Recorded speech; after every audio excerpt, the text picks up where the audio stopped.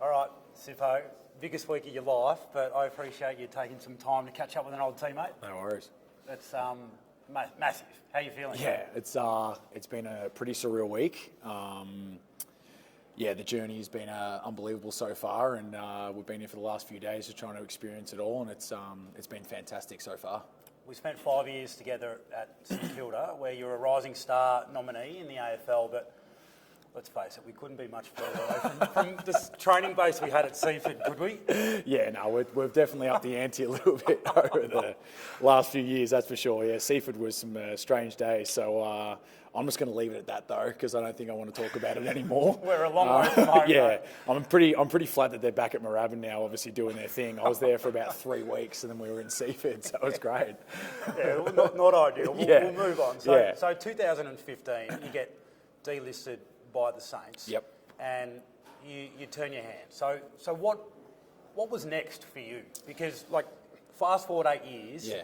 And you're here, and your team's playing in a Super Bowl. Yeah. It's unbelievable. Oh yeah, it's crazy. I mean, when I got delisted, obviously the childhood dream was to obviously play for 12 years and have a great career there, and then life after football would kind of happen for itself. But it didn't work out that way, and the opportunity came up to join Pro Kick Australia through Nathan Chapman there, and while I was playing at Williamstown at the time, I was 22 at the time when I got delisted, and I just thought that maybe I'd give myself another shot at trying to get back in. But this opportunity came up, and it was too good to knock back. And as you said, 8 years later, I'm here knocking on a door of hopefully winning a ring. So take us through that journey. You go to college at Auburn University. Yep. You get a degree. Yep. And at what point throughout that journey? I mean, we all knew you could roost a footy. That's one thing you could. It was the go-to. It just made a different sound when you would kick the footy. Yeah. So we all knew you could roost it.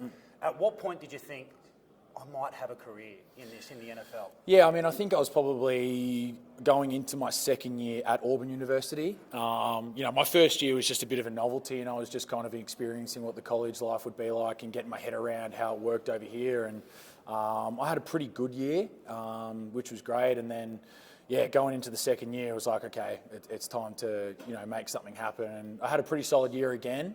Probably not as good, but the opportunity came up again where I had to kind of make the decision on whether I wanted to leave early, being my age probably too, or sticking it out for one more year. And I decided to go for it, and now we're here.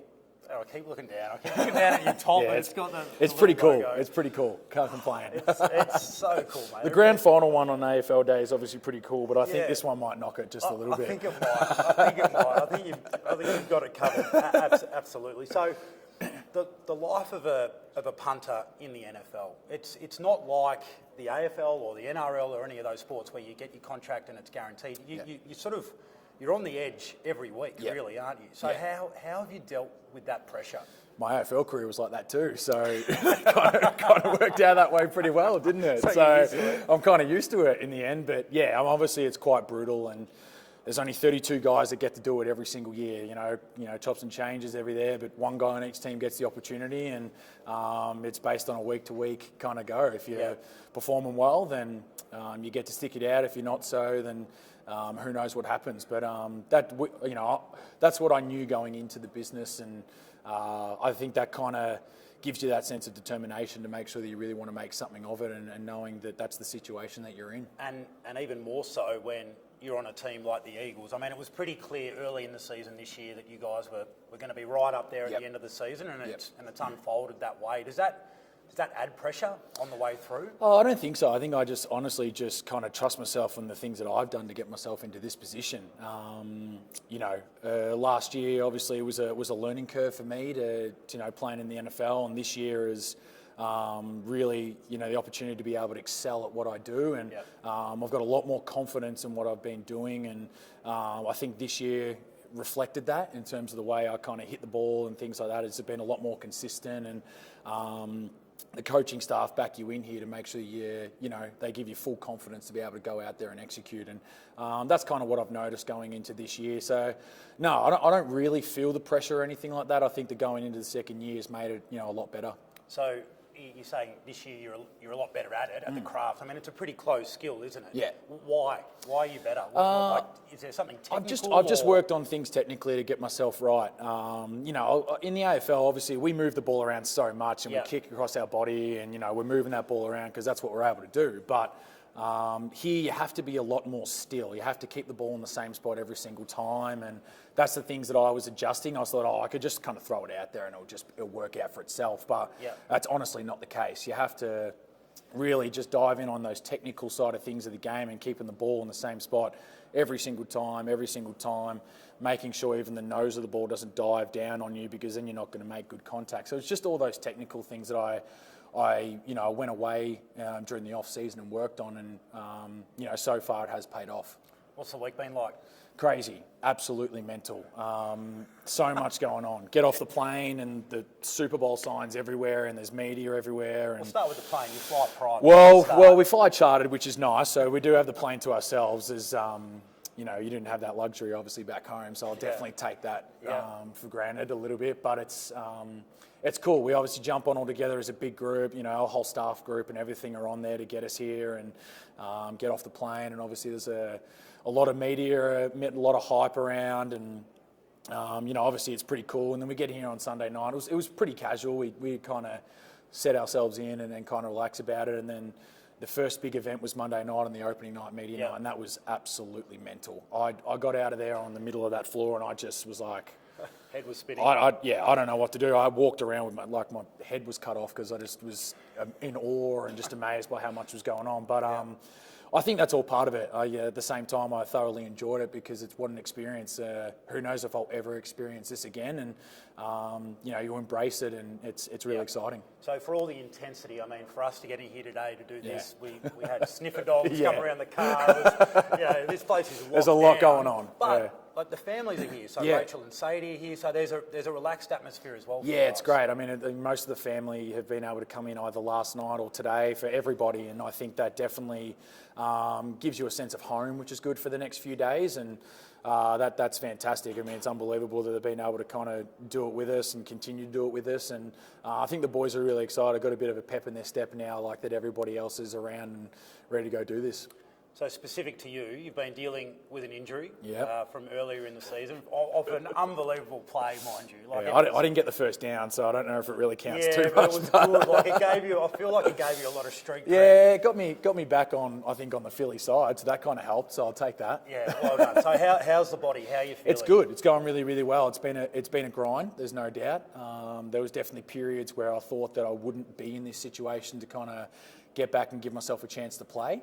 But I've been able to do that, which is really good, and we'll see what happens. But I've had a kick over the last kind of 2 to 3 weeks and get back into some good consistency, and the body's feeling really good. So I've got to ask you, are you playing? Are you suiting up? There's a lot of people back home that are just... Mate, you know how this stuff works. You've been through it yourself.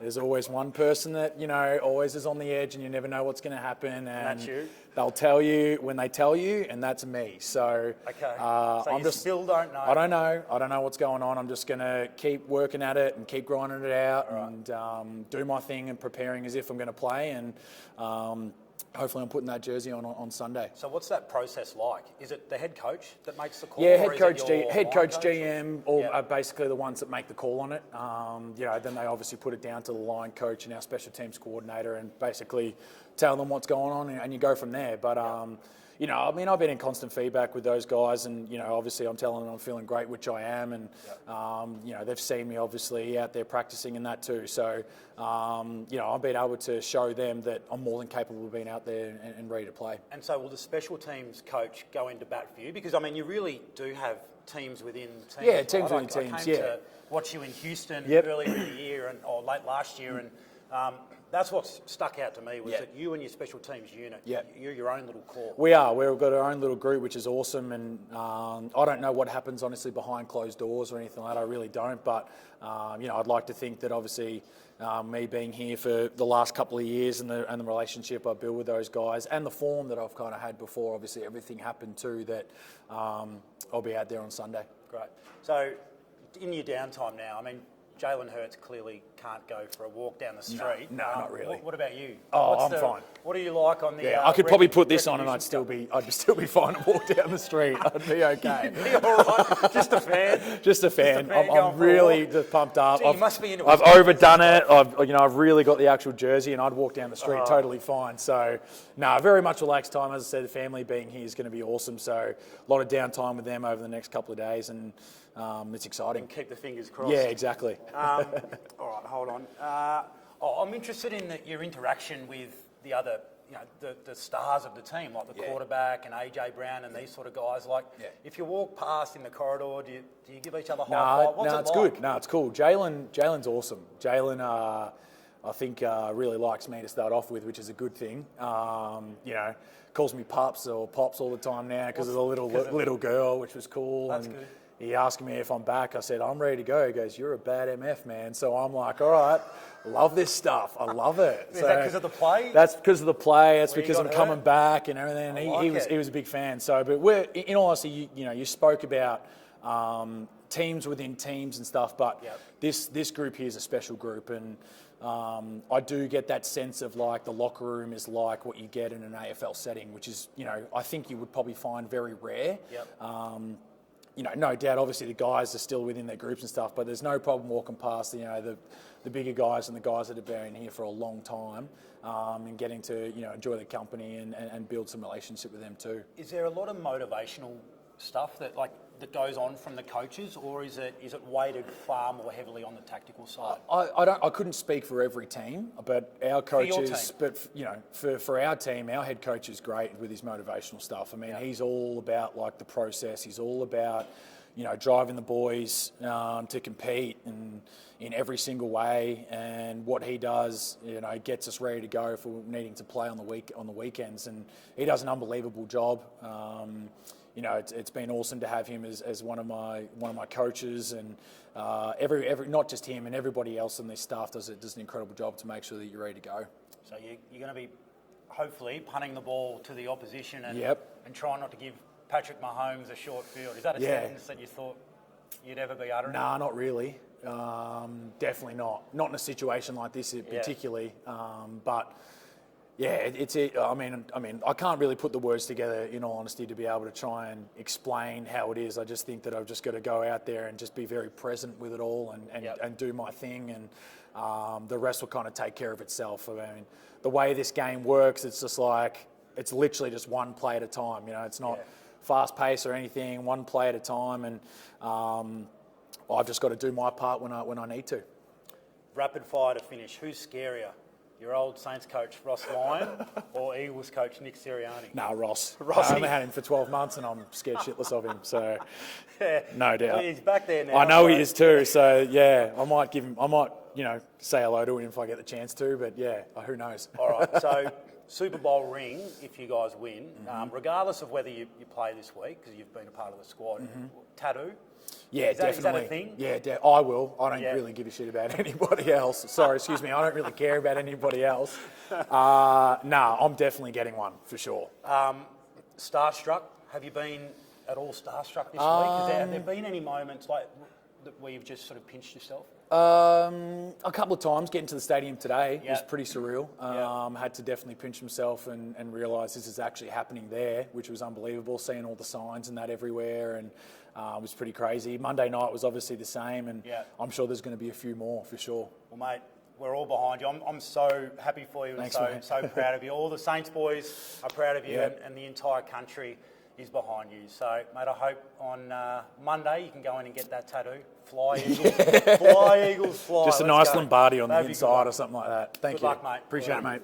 Thank you. Appreciate it. Good? Awesome. All right. Mate.